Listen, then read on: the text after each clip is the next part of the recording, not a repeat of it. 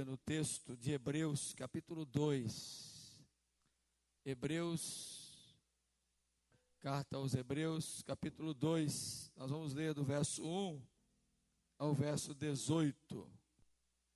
Hebreus 2, de 1 a 18. Acompanhe a leitura e após você assentar-se, quando fizer, o faça, mas mantenha a sua Bíblia aberta. Hebreus 2, do verso 1 ao 18, todo o capítulo 2. O texto nos fala do perigo da negligência e apresenta Jesus coroado de glória como único sumo sacerdote, idôneo e compassivo. Por essa razão, importa que nos apeguemos com mais firmeza às verdades ouvidas, para que delas jamais nos desviemos. Pois se tornou firme a palavra falada por meio de anjos, e toda transgressão ou desobediência recebeu justo castigo, como escaparemos nós, se negligenciarmos tão grande salvação, a qual tendo sido anunciada inicialmente pelo Senhor, foi-nos depois confirmada pelos que a ouviram, dando Deus testemunho juntamente com eles, por sinais, prodígios e vários milagres, e por distribuição do Espírito Santo, segundo a sua vontade. Pois não foi a anjos que sujeitou o mundo que há de vir, sobre o qual estamos falando. Antes, alguém em certo lugar deu pleno testemunho, dizendo: que é o homem que dele te lembres, ou o filho do homem que o visites. Fizeste-o por um pouco menor que os anjos, de glória e de honra o coroaste, e o constituíste sobre as obras das tuas mãos. Todas as coisas sujeitaste debaixo dos seus pés. Ora, desde que ele sujeitou todas as coisas, nada deixou fora do seu domínio. Agora, porém, ainda não vemos todas as coisas a ele sujeitas. Vemos, todavia, aquele que por um pouco tem sido feito menor que os anjos, Jesus, por causa do sofrimento da morte, foi coroado de glória e de honra, para que pela graça de Deus provasse a morte por todo homem. Porque convinha que aquele por cuja causa e por quem todas as coisas existem, conduzindo muitos filhos à glória, aperfeiçoasse por meio de sofrimentos o autor da salvação deles. Pois tanto que santifica como os que são santificados, todos vêm de um só. Por isso é que ele não se envergonha de lhes chamar irmãos, dizendo: a meus irmãos declararei o teu nome, cantar-te-ei louvores no meio da congregação. E outra vez, eu porei nele a minha confiança, e ainda, eis aqui estou eu e os filhos que Deus me deu. Visto, pois, que os filhos têm participação comum de carne e sangue, desses também ele igualmente participou, para que, por sua morte, destruísse aquele que tem o poder da morte, a saber, o diabo, e livrasse todos os que, pelo pavor da morte, estavam sujeitos à escravidão por toda a vida. Pois ele, evidentemente, não socorre anjos, mas socorre a descendência de Abraão. Por isso mesmo, convinha que em todas as coisas se tornasse semelhante aos irmãos, para ser misericordioso e fiel ao sumo sacerdote nas coisas referentes a Deus e para fazer propiciação pelos pecados do povo. Pois naquilo que ele mesmo sofreu, tendo sido tentado, é poderoso para socorrer os que são tentados. Amém. Podem sentar, queridos. Esse é um texto precioso da carta aos Hebreus. Essa carta ela tem um cunho exortativo. Quando o escritor sagrado pensou em trazer esta palavra aos seus leitores, aos crentes hebreus, ele tinha em mente a superioridade da pessoa de Jesus, não apenas quanto ao seu ofício, mas quanto ao seu ministério, a sua obra, e em relação a tudo que realizou. Tanto é verdade que ele começa no capítulo 1 falando da grandeza do Senhor. E ele diz que os nossos pais, no passado, ouviram muito a respeito de Deus e a respeito de Jesus através dos profetas. E Deus falou de muitas maneiras, através da sua ação poderosa ao povo no passado. Mas nos últimos tempos, nos diz o texto do capítulo 1, tem nos falado por meio de Jesus, que é o esplendor da glória de Deus, que é a expressão exata do ser de Deus, que é o sustentador de todas as coisas, que é aquele que criou, mas aquele que mantém, que sustenta com o poder da sua palavra toda a obra da sua criação. E aí nos versículos 5 a 14 do capítulo 1, ele diz que este Cristo, o ungido de Deus, o Filho de Deus, o nosso Salvador, é aquele de quem anjos são seus ministros, e aquele a quem impõe, através do seu senhorio, da sua soberania e de todo o seu poder, a ação para salvar aqueles que lhe pertencem. Então, no texto do capítulo 1 está uma apresentação de Jesus. A partir daí, do capítulo 2 em diante, ele vai desenvolver o pensamento sobre a superioridade de Cristo. Por exemplo, no texto que lemos no capítulo 2, é dito que Jesus é superior ao sumo sacerdote. No capítulo 3, ele fala de que Cristo é superior a Moisés. O mesmo Deus de Moisés, que prometeu através da lei enviar a Cristo, quando ele veio, Jesus veio e é superior a Moisés. No capítulo de número 5, ele fala de que Cristo é superior ao sacerdócio da antiga aliança. No capítulo de número 7, fala que Cristo é superior ao sacerdócio levítico. No texto do capítulo 8 ainda fala que esse sacerdócio dele é eterno, esse seu trabalho é contínuo, e ele é o sacerdote único e perfeito. No capítulo 9, nos é dito que o Senhor Jesus é superior aos ritos e todo o sacrifício mosaico, que eram apenas tipo, figura da realidade, eram imperfeitos, e os sacerdotes à sua época também eram imperfeitos, porque cessavam a sua existência, porque eram visitados pela morte. Mas Jesus não. Jesus é superior a eles, e ele não é apenas um sacrifício, ele é o sacrifício, não é apenas um rito, ele é a própria oferta, não é algo imperfeito, é perfeito, tem eficácia, traz resultado, produz resultado. E ele, então, no capítulo 9, diz que o sacrifício de Cristo não se repete, é perfeito e eficaz. De uma vez por todas, Jesus Cristo morreu na cruz do Calvário, pagou a dívida que era nossa, nos resgatou da condenação eterna, nos livrou da morte eterna, e aos que são seus, aos que lhe pertencem, aplicou a eficácia para todo sempre do seu sacrifício remidor. No capítulo 10, ele então vai concluir no seu pensamento dizendo: tudo que aconteceu antes de Cristo foi transitório, passageiro, apontava aquele tipo para a realidade. Ele, de fato, é o Senhor. E então, no capítulo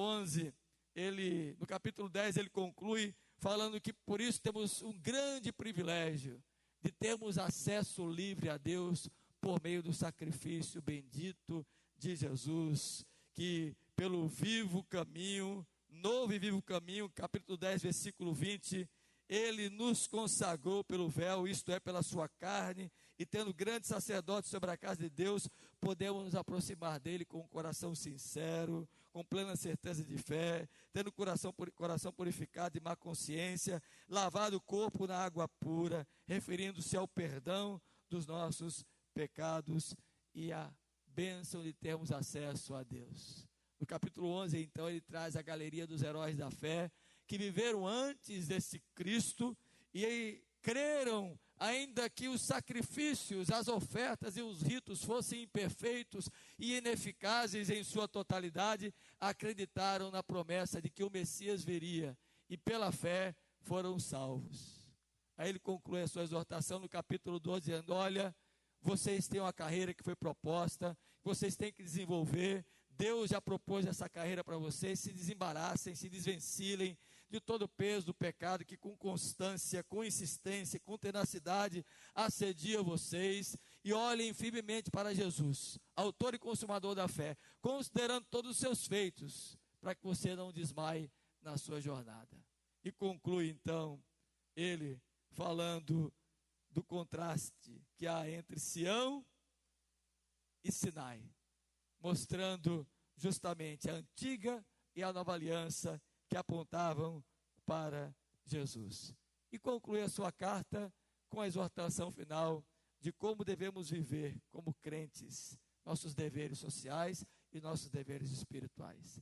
Para isso a carta aos Hebreus foi escrita. Mas é interessante que o capítulo 2, ele é como se fosse o capítulo da abordagem de tudo que vai ser desenvolvido para frente. Porque o capítulo 2 começa dizendo: por esta razão. Que razão é esta? Esta revelação de Deus em Jesus. Que razão é esta? Esse Cristo que é superior. Que razão é esta? Tudo o que foi dito a respeito dele era verdade. Devemos, portanto, nos apegar e não permitir que nos desviemos para qualquer lado, mas que nos mantenhamos firmes, sustentados pelo poder da palavra de Deus. E a palavra-chave que aparece aí nesse texto, queridos, é a palavra que está no versículo de número 3, quando o escritor sagrado faz uma pergunta, que é mais do que uma pergunta retórica. Conquanto haja retórica nessa pergunta, essa pergunta tem uma finalidade: é mostrar que não haverá escape, não haverá livramento, não haverá salvação para quem desleixar em sua vida a respeito do entendimento de tudo que Cristo fez por sua vida. Aí ele faz a pergunta: como escaparemos nós se negligenciarmos a tão grande salvação? A salvação, portanto, nesse texto, é o desafio crucial da exortação do escritor sagrado para mim e para você, como foi para os hebreus. Veja o capítulo 6, por favor. O texto nos fala do versículo 4 até o versículo 8, da impossibilidade que há daqueles que experimentaram coisas espirituais, que provaram de coisas espirituais e se afastaram, caíram. Aqui não está nenhum ensino a respeito do crente poder perder a salvação, muito pelo contrário.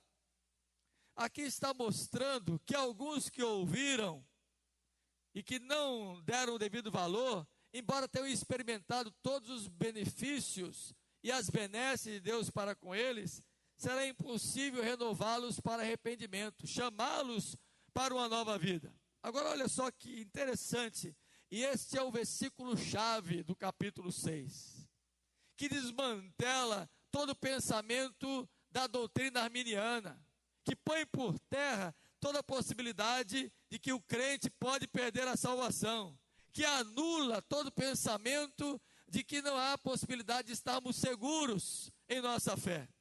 Olha só o versículo 9.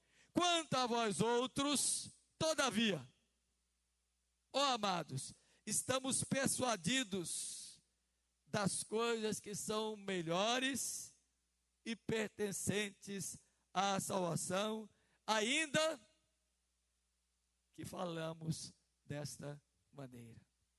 Então, quando ele diz, como escaparemos nós se negligenciarmos a tão grande salvação? Ele está dizendo, ainda que eu esteja levantando para vocês essa exortação, desse desafio crucial que é mantermos-nos firmes na fé, não nos desviarmos nem para a direita, nem para a esquerda, fixarmos o olhar em Jesus, corrermos com perseverança a carreira, considerando atentamente tudo o que Ele fez. Embora eu esteja dizendo isto, eu estou persuadido de que vocês entenderam as coisas que são melhores e que dizem respeito à salvação. Por isso eu lhes afirmo, não dá para escapar se formos desleixados. Mas, por outro lado, você pode viver plenamente a sua salvação. Porque Cristo já realizou por nós. Portanto, o que o escritor sagrado está mostrando aqui, que o papel dos anjos no passado, o papel dos ritos no passado, o papel dos profetas no passado, o papel de tudo que foi dito no passado, apontava para Jesus. E se aqueles que não deram ouvidos àquela época, a esta mensagem, desobedeceram, receberam um justo castigo, versículo número 2, imagine aqueles que hoje têm a mensagem plena. Imagine aqueles que hoje têm o conteúdo já finalizado. Imagine aqueles que já sabem o que foi que ele veio fazer e o que ele fez. A grandeza da sua obra. E eu quero abrir aqui um parêntese para dizer para você 3 coisas. Eu não disse lá no acampamento, nem o que eu vou dizer hoje, eu disse lá. Embora o texto, lá eu só usei o versículo 3, eu quero usar todo o texto do capítulo 2. Mas pense aqui, que grandiosa salvação é esta? Primeiro, ela é grande porque nós somos grandes pecadores. Nós já nascemos em pecado, ou melhor, diz o salmista no Salmo 51, nós fomos concebidos em pecado. A grandiosidade da nossa pecaminosidade exigia um ato grandioso de Deus para nos resgatar. E foi dar o seu Filho, o único, unigênito, como diz João, capítulo 3, versículo 16, que julgando Ele Deus e é Deus, não tomou este seu juízo pessoal, antes, diz Paulo em Filipenses 2, a si mesmo se humilhou, esvaziou-se, assumindo forma humana, e veio até nós e foi obediente até a morte de cruz, para nos resgatar. Então, somos pecadores, e Calvino, entendendo muito bem esse ensinamento, no seu primeiro ponto da doutrina reformada calvinista, diz que todo homem é totalmente depravado, ou seja, ele é inapto para conseguir por seus próprios meios, por sua própria ação, por sua própria condição, a sua salvação. Nenhum homem que nasceu e que foi vivo, ou que esteja vivo, tem condições de por si só operar qualquer benefício para se salvar. Somos grandes pecadores. Portanto, a grandeza da salvação atinge de maneira plena o pecador escolhido por Deus, que é redimido por esta graça bendita do Senhor Jesus. Não dá para a gente deixar de pensar nisso. Ela é grande, esta obra de Deus, essa obra da salvação, porque ofereceu o Senhor um grande sacrifício. E o sacrifício foi tão grande que foi dar o seu único filho. Esse sacrifício foi tão grande que Jesus, quando estava na cruz, uma de suas últimas palavras foi: Eloi, Eloi, la sabachthani, em aramaico. Deus meu, por que me desamparaste? O amor de Deus por nós foi tão grande que o sacrifício foi o maior possível.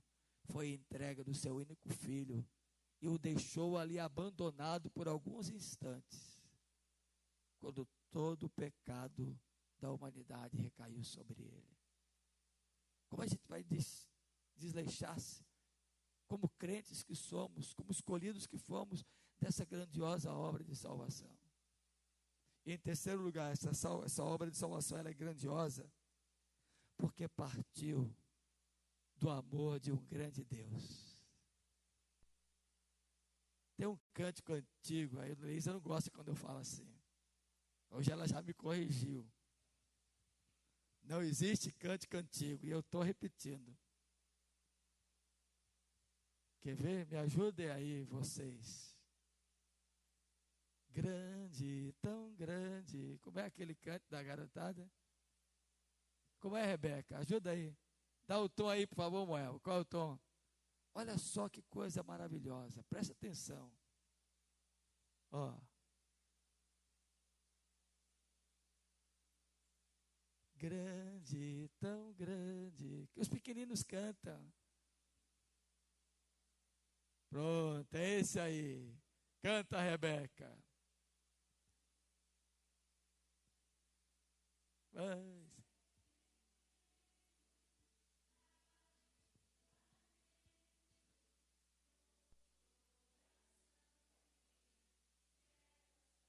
Só canta isso quem aprendeu na igreja de pequenino.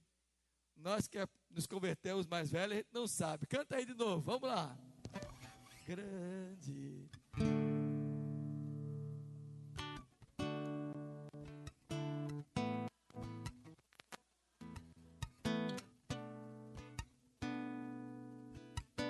É maior que o mundo, mas é pequeno.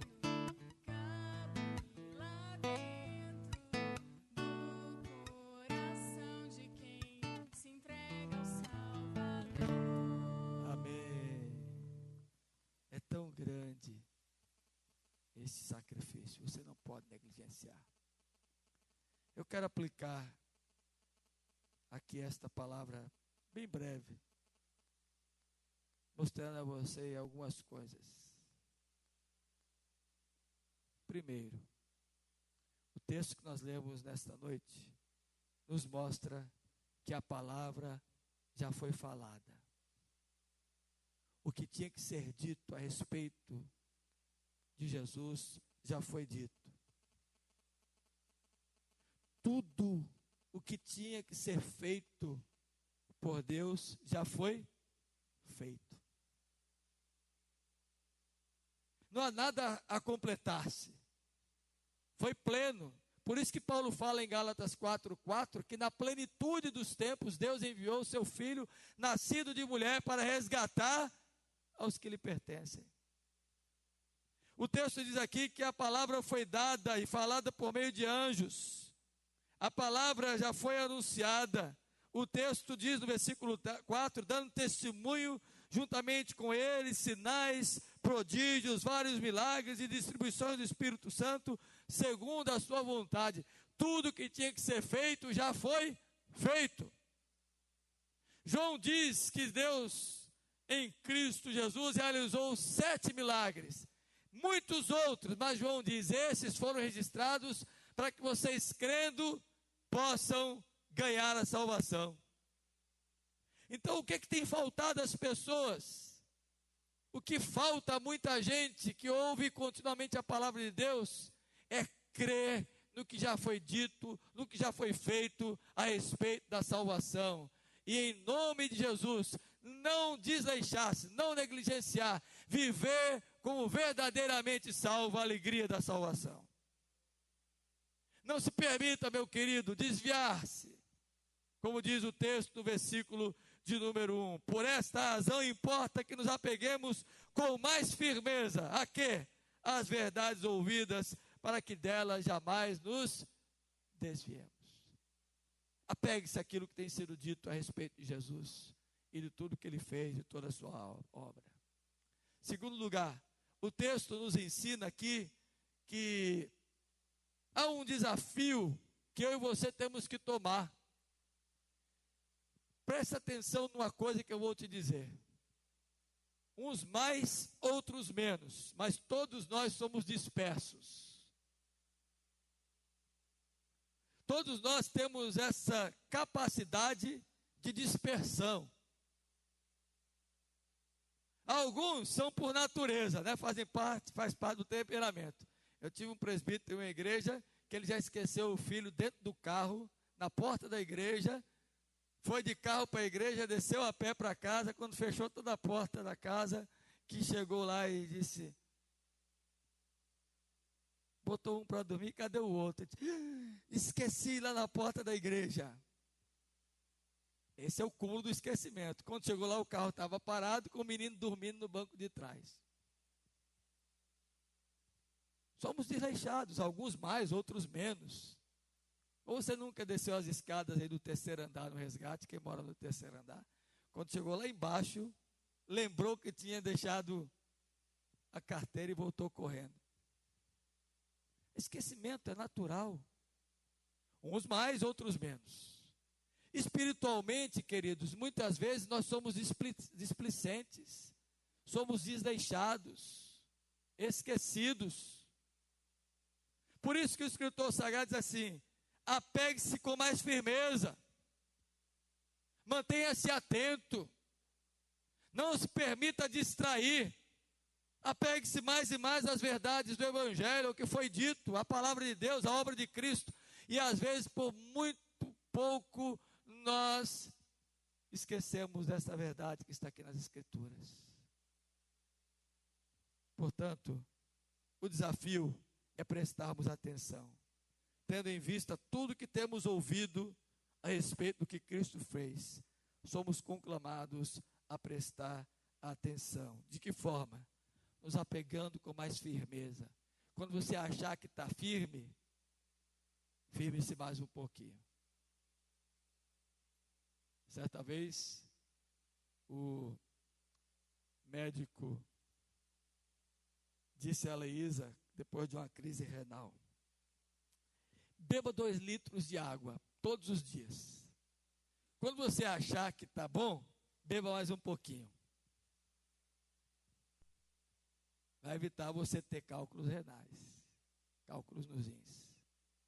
É mais ou menos isso. Quando você achar que está firme, se apegue mais um pouco, venha mais para perto de Jesus, leia mais as Escrituras, relembre, memorize o que Ele fez por você, quem Ele é, onde você estava, a grandeza dessa obra da salvação, apegue-se com firmeza a ela, não negligencie, não vacile. E Paulo diz, quem está em pé, cuide, para que não caia. E às vezes corremos esse risco, achamos que estamos muito bem, distraímos-nos, e aí somos visitados por uma circunstância não muito agradável da pecaminosidade. Essa palavra que aparece no versículo 1, para se apegar com firmeza, indica a observação cuidadosa daquilo que foi falado. É uma mente em contínuo exercício, cuidando de tudo que ouviu. O cuidado para não nos desviarmos da verdade. A palavra usada aqui significa, era a palavra usada para uma madeira que flutuava no rio. Madeira flutuando no rio e sendo levado pelas águas. A palavra usada aqui significa, não se permita ficar flutuando, sem firmeza, sendo levado por qualquer ensino contrário ao ensino da salvação. Não se permita flutuar na fé, meu querido irmão, minha querida irmã. Firme-se, fixe, observe, lembre todo o trabalho de Deus para te salvar. Terceiro lugar, esse texto nos ensina que eu não posso, de forma alguma, negligenciar. Não posso viver desleixadamente. Quem foi livre da condenação precisa observar atentamente a sua jornada. Desvencilhar-se do peso do pecado que está com tenacidade assediando. A carreira é longa, foi proposta por Deus, você precisa se desembaraçar de tudo aquilo que te atrapalha. Jogue fora, lance fora, exige e demanda esforço. A soberania de Deus não anula a responsabilidade do homem. Ponha isso em mente. E quando a palavra fala aqui de negligência, fala de desleixo. E às vezes somos desleixados. No capítulo 10, no versículo 25, ele diz: não deixe de congregar como é costume de alguns. Quarto lugar. Esse texto nos ensina que Jesus se humilhou e morreu a morte de cruz para que você pudesse ser exaltado à glória eterna e receber vida. Olha aí os versículos 5 a 9, quando diz que o Senhor Jesus, que tinha todas as coisas sujeitadas debaixo dos seus pés, que nada foge ao seu domínio, versículo número 8, todavia, ele, Jesus, por causa do sofrimento de morte, ele foi coroado de glória e de honra, para que pela graça de Deus provasse a morte por todo homem. Entenda, meu irmãozinho, minha irmãzinha, você foi salvo porque Cristo se humilhou, se esvaziou da sua glória, assumiu a forma humana. Não foram anjos que fizeram isso, foi o próprio Filho de Deus. Veja só o versículo de número 11, quando diz: pois tanto que santifica como os que são santificados vem de um só. Por isso é que ele não se envergonha de lhe chamar de irmãos. Aquele que se envergonhou com a morte vergonhosa na cruz, não se envergonha de você, te alcançou para a salvação. Aquele que se humilhou e morreu foi para te dar a vida. O versículo 10 diz que convinha que aquele por causa e por quem todas as coisas existem, conduzindo muitos filhos à glória, aperfeiçoasse por meio dos seus sofrimentos o autor da salvação deles. Aleluia. Pensa nisso e você se firmará mais na fé. Quinto lugar, quero deixar para você, já finalizando, que esse texto nos ensina que há uma ação gloriosa de Deus para nos salvar de algumas coisas. A sua obra em prol dos homens. Primeiro, como disse o versículo 10, a morte convinha que o Senhor Jesus sofresse para que nós pudéssemos ser livres. O texto nos diz que ele morreu para nos conduzir, nos aperfeiçoar e nos salvar. Olha aí o versículo 10. Porque convinha que aquele por cuja causa e por quem todas as coisas existem, conduzindo muitos filhos à glória, aperfeiçoasse por meio dos sofrimentos o autor da salvação deles. Conduzir aqui significa que o Senhor Jesus trabalha no âmbito espiritual para te manter junto ao Pai. Leia aí comigo, por favor, capítulo 5 de Hebreus, versículo 7.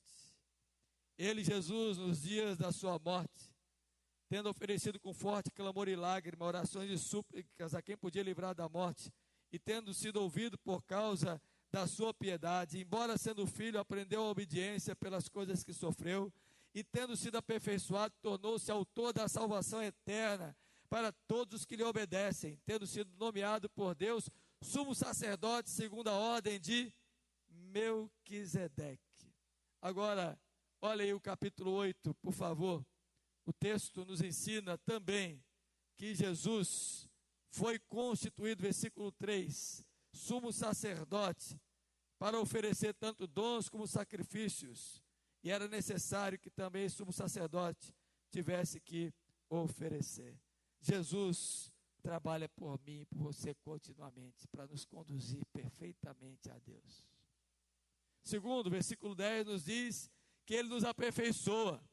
A missão de Jesus é nos aperfeiçoar na salvação, nos trazer próximos cada dia mais da sua santidade, daquilo que lhe agrada, daquilo que lhe faz feliz, daquilo que lhe engrandece. Você não foi chamado para viver a vida toda torto. E aí vem a musiquinha de Aline Barros. Havia um homenzinho torto. Morava, daí, por favor. Ah, tem que cantar cântico de criança. Diz verdades que a gente nem imagina. Homenzinho torto, morava numa casa torta, sua vida.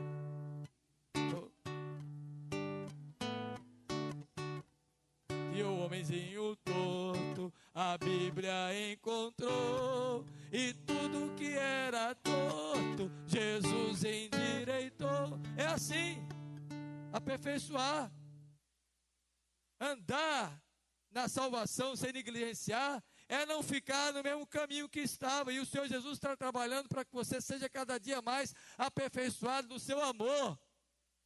Ande de maneira mais correta, agrade mais ao Senhor, bendiga mais ao seu santo nome, viva com mais plenitude a obra da salvação. Em terceiro lugar, o texto diz que Ele é o autor da salvação deles. Sabe o que isso significa? A palavra que aparece aqui para autor é a palavra para pioneiro. É aquele que vai à frente, é aquele que abre o caminho, é aquele que já caminhou por nós. Nós só temos que olhar firmemente para Ele, para não desmaiarmos em nossa caminhada. Só temos que correr a carreira que está proposta, fixando os olhos nele, considerando tudo que Ele fez por nós, para não desmaiarmos em nossa caminhada. Então, meu irmãozinho, que ensina eu tiro daqui? Alguns que você não pode ir embora hoje sem pensar neles. Primeiro, tudo isso o Senhor fez para destruir toda a obra do diabo, que era te prender, te manter cativo no pecado. Olha o versículo 14, por favor. Visto, pois, que os filhos têm participação comum de carne e sangue, desses também ele igualmente participou, para que por sua morte, olha só que coisa gloriosa, destruísse aquele que tem o poder da morte, a saber, o diabo. Abra sua Bíblia em Atos, por favor, capítulo 10. Eu já estou finalizando. Não se aperreie, nós vamos terminar. Atos, capítulo de número 10. O texto nos diz, no versículo número 38, como Deus ungiu a Jesus de Nazaré com o Espírito Santo e com poder, o qual andou por toda parte fazendo bem e curando a todos os oprimidos do diabo, porque Deus era com ele. Jesus foi dado para que o diabo arquitetou fosse destruído.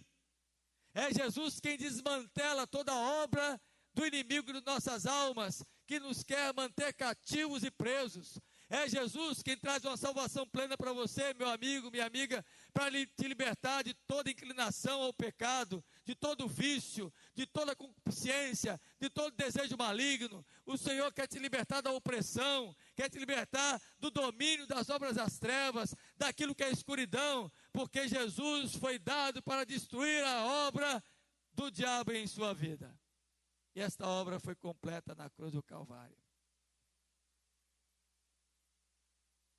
E quando o diabo pensava que venceu, porque Jesus na sexta-feira morreu, foi sepultado, passou o sábado na sepultura, e quando o dia amanhece no domingo, que as mulheres vão lá levar as flores, fazer a troca do ornamento, o bálsamo, Jesus havia ressuscitado. De virada. 2-1. O diabo pensou que havia vencido. Mas ao terceiro dia Jesus ressuscitou para destruir o poder da morte. E nele temos vida e vida em abundância. Amém.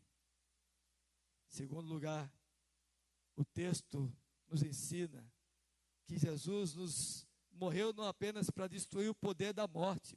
Versículo 15, olha aí.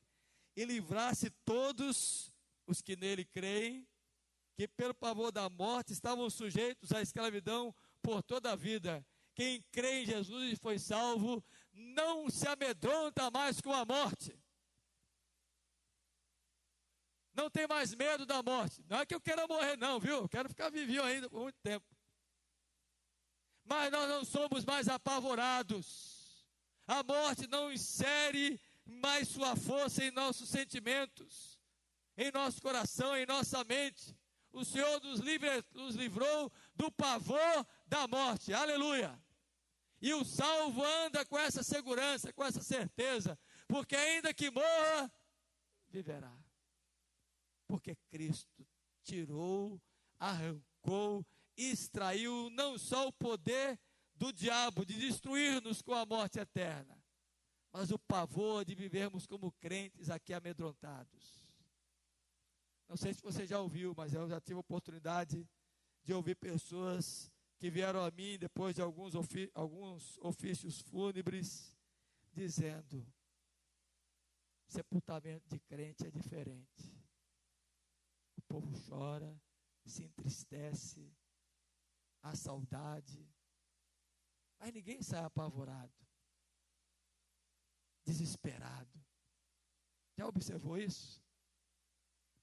Saia cantando: porque Ele vive, posso crer no amanhã, porque Ele vive, temor não há, mas eu bem sei, eu sei que a minha vida está nas mãos do meu Jesus que vive.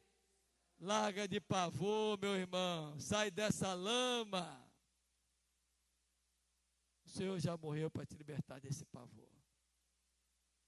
E por fim, o texto diz que Ele nos traz libertação completa em Cristo Jesus, nos socorrendo quando somos tentados. A tentação está sempre diante de nós. Olha o versículo, por favor, de número 16. Pois Ele, evidentemente, não socorre anjos, aleluia. Socorre a quem? A descendência de Abraão, a mim e a você. Por isso mesmo, convinha que em todas as coisas se tornasse semelhante aos irmãos, para ser misericordioso e fiel sumo sacerdote nas coisas referentes a Deus e fazer propiciação pelos pecados do povo. Pois naquilo que Ele mesmo sofreu, tendo sido tentado, é poderoso para nos socorrer, para socorrer aos que são tentados. Meu querido irmão, a tentação vai te cercar sempre nessa jornada. Mas não tema, o Senhor já sofreu e foi tentado por você para te livrar da tentação. Salvação é isto. Não é ficar livre da tentação, é não cair na tentação, aleluia. O Senhor socorre aos que lhe pertencem. Eu queria que nesta noite você considerasse o caráter de Jesus, considerasse o sofrimento de Jesus, considerasse que Ele ressuscitou, foi assunto aos céus, exaltado está à direita de Deus Pai. Cuida e intercede por você, é o teu mediador.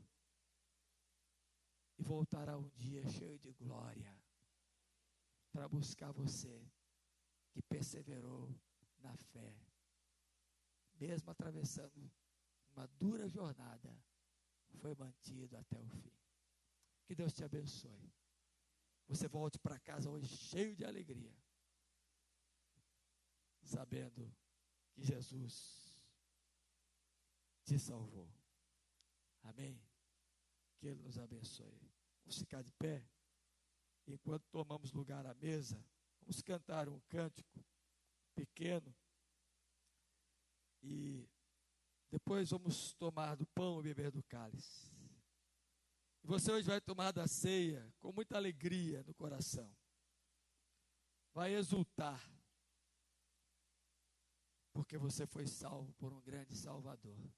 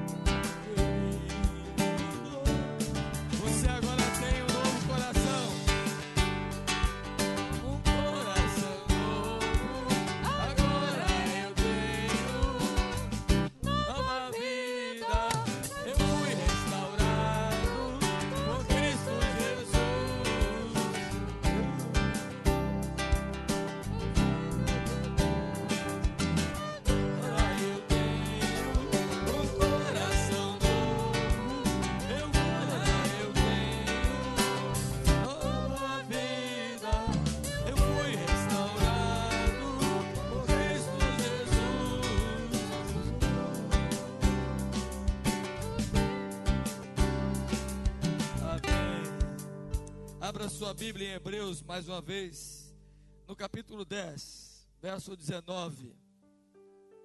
Nós vamos ler até o verso 25.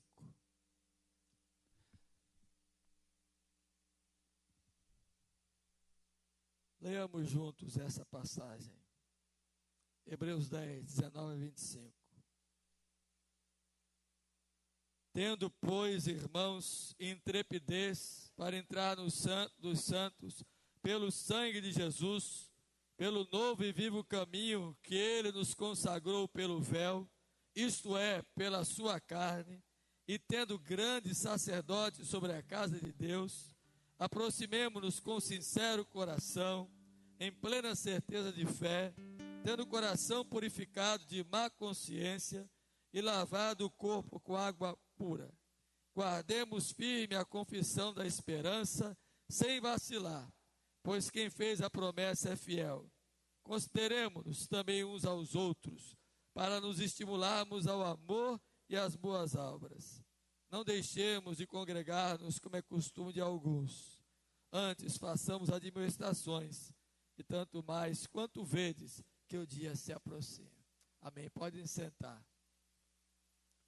O texto fala que nós podemos chegar ao Santo dos Santos pelo sangue de Jesus. O texto nos mostra que Ele abriu um novo caminho para nós. E como grande sacerdote sobre Deus, nos permite aproximarmos-nos do Senhor. E esta aproximação tem que ser com plenitude de certeza, de fé. Tem que ser com o entendimento de que o coração foi purificado por Ele mesmo, que teve a consciência lavada e que agora guarda firme a esperança desta vocação e desta salvação, que não vacila na promessa que Deus trouxe. Pelo contrário, considera um ao outro e procura estar sempre junto para estimular até o dia glorioso da volta de Cristo. Todas as vezes que nós participamos da ceia do Senhor, comemos do pão e bebemos do cálice, pelo menos 3 coisas nós temos que ter em mente. Primeira coisa que a gente tem que ter em mente é a pessoa de quem nós estamos nos lembrando. A pessoa de Jesus. E lembrar da pessoa de Jesus é lembrar que Ele é Deus, é o nosso Salvador. E saber que tudo que Ele fez foi para nos resgatar para o Senhor.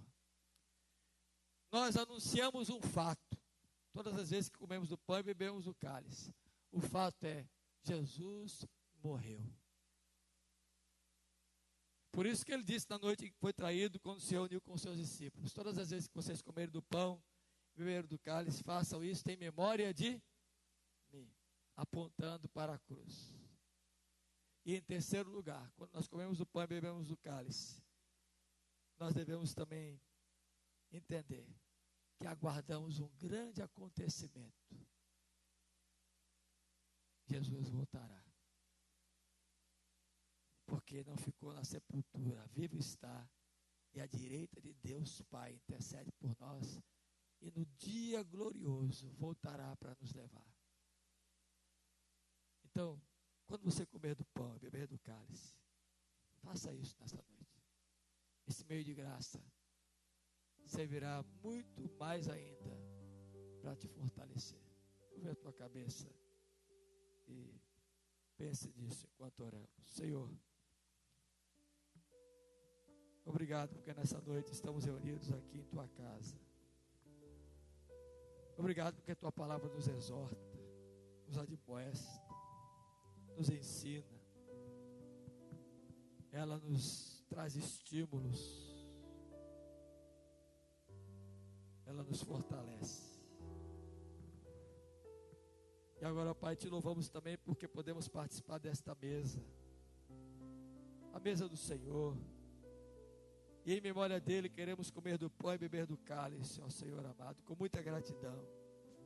Porque não fomos excluídos da tua mesa. Obrigado a Deus porque somos parte dos teus filhos. E daqui nesta hora, ao comer do pão e beber do cálice, o façamos com muita alegria no coração. Abençoa esses elementos, ó Deus, que foram retirados do uso comum. E que mais do que símbolos nesta noite,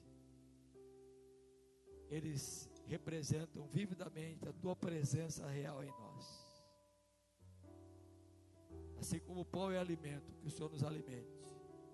Assim como o vinho é saúde e alegria, que o Senhor nos refaça e faça-nos mais e mais felizes.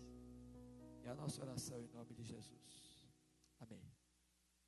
A Bíblia nos ensina que Jesus, na noite que foi traído, reunido com os seus discípulos, após haver orado, quando fizemos, ele tomou o pão e o partindo disse: este é o meu corpo que é oferecido por amor de vós. Fazei isso em memória de mim todas as vezes que dele comerdes. Poderão participar agora desse momento todos os que são membros de qualquer igreja genuinamente evangélica, cristã, que não estão sob disciplina, poderão tomar do pão e do cálice. Esta é a mesa do Senhor, não é a mesa desta igreja. Você que é crente, professo genuinamente na fé cristã e não está sob disciplina, pode agora participar desses elementos.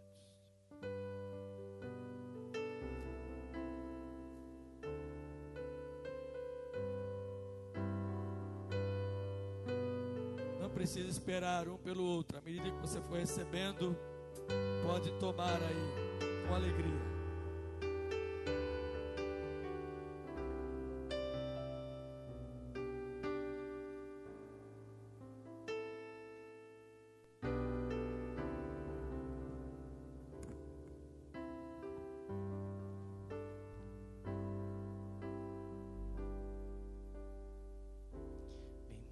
Que as forças, poderes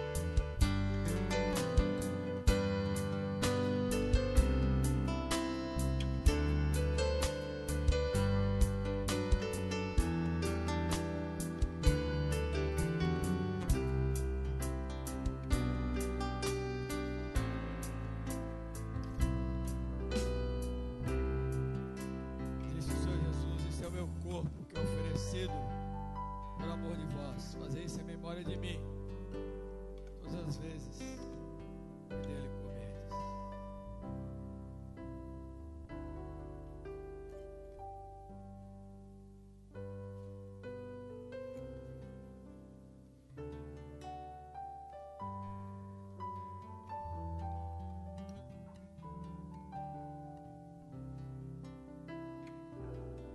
A Bíblia também nos ensina que Jesus, após haver ceado, tomou o cálice, dizendo: este é o cálice da nova aliança do meu sangue, que foi derramado em favor de muitos. Faça isso em memória de mim, todas as vezes que dele beberdes. Os que participaram do primeiro elemento podem participar agora deste elemento e façam isso. Não precisa esperar o cálice ser descartável. Você pode aguardar também e tomar livremente.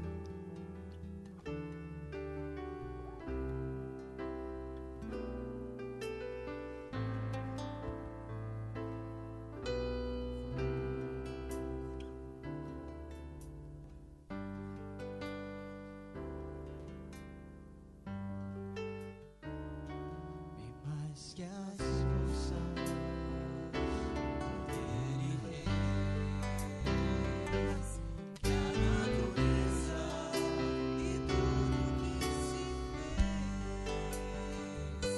Bem mais que tudo criado por mãos. Deus, tu és o início, o meio e fim. Os mares, bem mais que o sol, e as maravilhas que o mundo conheceu,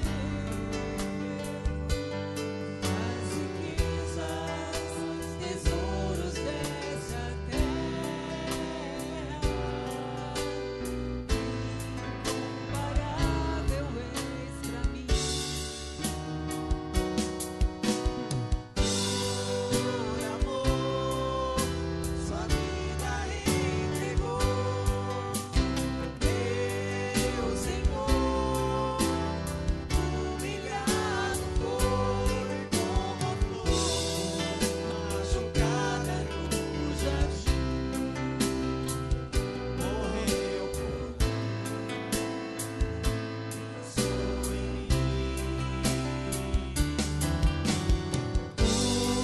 por amor, sua vida entregou, meu Senhor, humilhado foi como a flor, machucada no jardim, morreu por mim, pensou em mim, me amou. Como a flor machucada no jardim, morreu por mim, pensou em mim, me amou.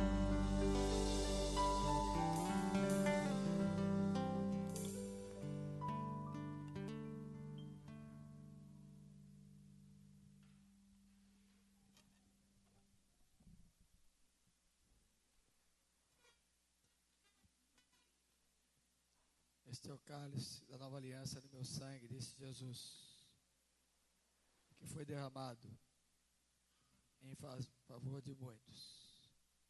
Fazer isto em memória de mim, todas as vezes que dele beberdes.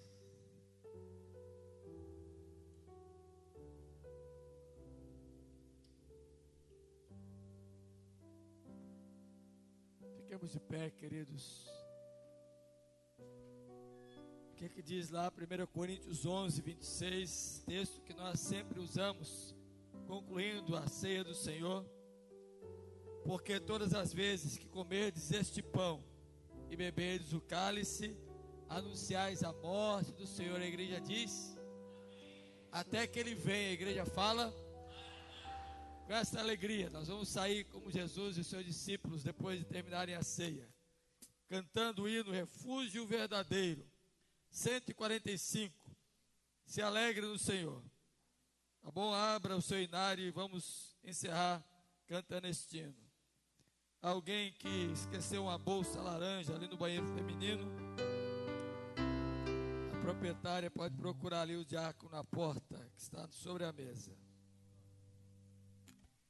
Refúgio Verdadeiro, 145. Seguro estou. Geraldo, vamos lá com alegria. Você que foi alcançado pela graça salvadora, que não negligencia a sua salvação, que confia plenamente na obra de Cristo. Cante com alegria. Saia daqui seguro, sabendo que o Senhor te alcançou para a glória, para que você viva dias de alegria, com muita alegria.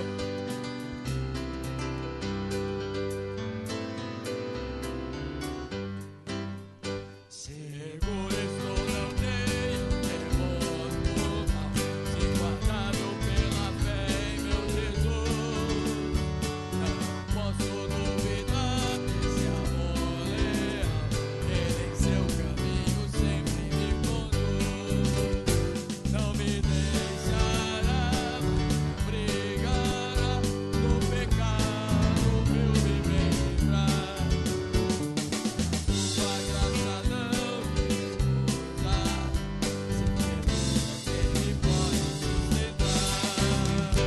No poder de Cristo Mestre, minha vida salva está do perigo que cercá-la. Ele poderá livrá-la, seu poder eterno sempre a sustentar. Abrigo eterno tenho no Salvador, Ele esconde a minha vida em seu poder. Posso vencer mal feito, quem procura perderá enfraquecer. Confiado então nessa proteção, sigo a Cristo e quero ser fiel. A minha vida cheia de gratidão, eu sorrirei. No poder de Cristo Mestre, minha vida salva está do perigo que cercar. Ele poderá livrá-la, seu poder eterno sempre a susterá.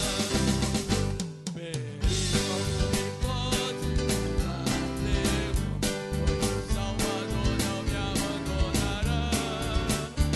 Com sua proteção e seu amor, dirigindo minha vida Ele estará. Nunca o deixarei, mas fiel serei, sempre firme e cheio de temor. Estando em queimado, seu avante confio no seu amor. No poder de Cristo Mestre, minha vida salva está. O que cercar, Ele poderá livrá-la, eterno sempre a susterá. Amém. Ó Deus, obrigado, porque a segurança da nossa salvação está no Teu Filho Jesus Cristo. No poder dEle estamos mantidos, preservados, guardados, socorridos, amparados, conduzidos, aperfeiçoados, porque Ele é o autor da nossa salvação. Ele é o consumador de toda a obra da salvação. E nós te bendizemos, Senhor, porque podemos andar seguros. Permita, ó Pai, que o teu povo nesta noite tenha compreendido isto. Que ninguém aqui se desvie, ó Deus, para a direita ou para a esquerda, se permita ser atraído pelas tentações, pelas sugestões do inimigo de nossas almas, ó Deus, pelos desejos, pelas concupiscências. Ó Pai, por favor, livra o teu povo da queda, livra os teus filhos de resvalarem os pés, sustenta na caminhada cada um. Ó Deus, em nome de Jesus, concede-nos uma semana abençoada, venturosa, vigorosa em nossa fé. E ó Deus, pedimos-te que nos guarde de todo mal, nos leve em paz aos nossos lares e faça-nos pensar durante essa semana na grande obra de salvação que a nós foi aplicada. E em nome de Jesus, abençoa o teu povo. É a nossa oração, agradecidos por tudo. Amém. E que agora a graça bendita de Jesus, nosso Senhor e nosso Salvador, o amor de Deus, o nosso Pai, que com grande amor nos atraiu a Ele, e todo poder, toda manifestação, todo conforto, todo consolo, toda instrução do Espírito Santo, repouse sobre cada um aqui nesta noite, nos aperfeiçoando mais e mais na salvação, para a glória de Deus, até o dia glorioso da volta de Jesus. E esteja com todo o povo de Deus pela face da terra espalhado, hoje e sempre. Amém.